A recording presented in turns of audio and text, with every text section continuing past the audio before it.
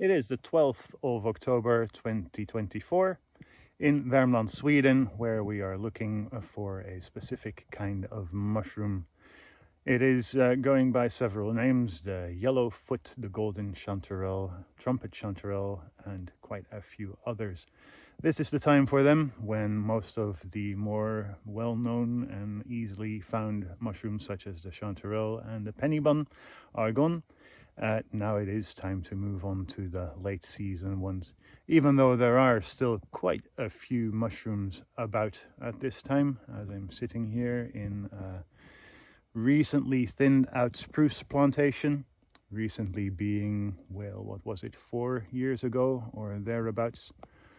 So there's quite a bit of remains of the cutting still on the ground, rotting down, of course, over the years, and this and the fact that it was quite mushroom rich even before the thinning means that there are quite a few species.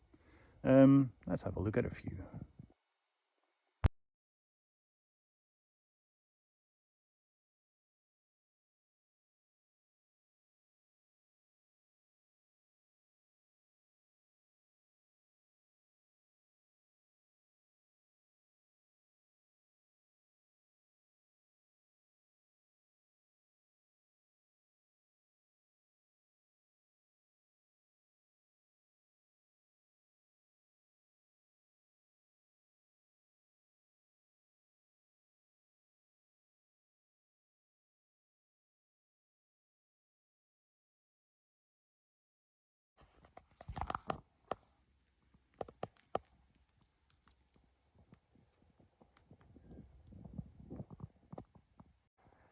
And here we got to the right spot. The obvious ones, the orange ones, are hedgehog fungus in a not really perfect state anymore. You may be able to see what I'm looking for. The trumpet chanterelles, the yellow foot, yellow feet. And in this kind of setting, they are actually quite easy to see. They are known to be that kind of mushroom which you just don't see even when you're looking for them until you do, if that makes sense. In a less green environment, so not so much moss on the ground as here perhaps, they can actually blend in with a more brown underground so well that you might be right in the middle of a whole field of them and just don't notice them until your eye adjusts, and then suddenly you see them everywhere. In this case, this is quite a nice field. There are many of them, some really quite small like these. That is on the small side, but many of them, and coming in quite different sizes. So this is a bit more useful already. And here we go, yellow foot, that is now quite clear. The trumpet might be quite clear as well. You can see the stem is hollow and you can peep right into it from above. So if you cut them off at the base, you can use them as a funnel. And in Swedish, it's called Chanterelle, which is funnel chanterelle. And yeah, that is why. Let's just have a quick look at how widespread they are in this little area. It does seem as if someone has already been harvesting here.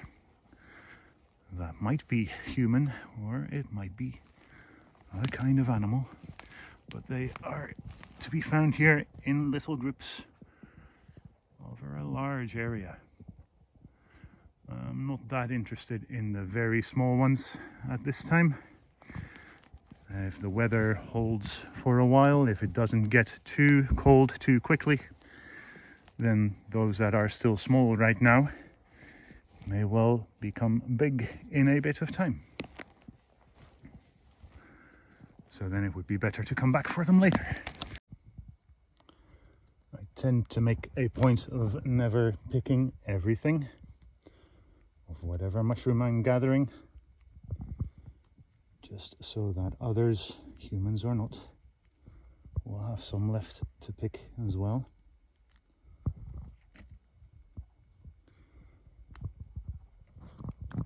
For the health of the mycelium, which is connected to tree roots to work together with them, the trees provide sugars to the mushrooms, and the mushrooms nutrients and or minerals and water to the tree. I think the mycelium will not be hurt significantly even if I were to pick everything.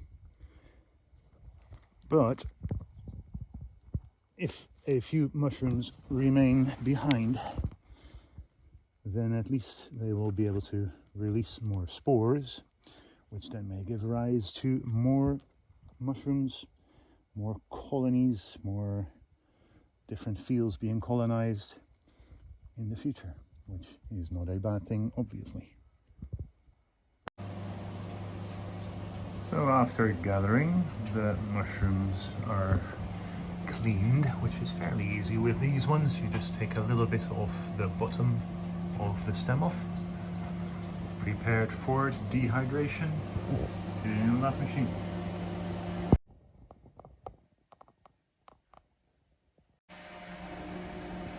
And a few hours later, they ought to be ready.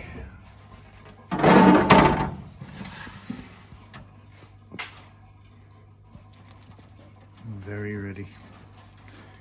Ready to be packaged and sold.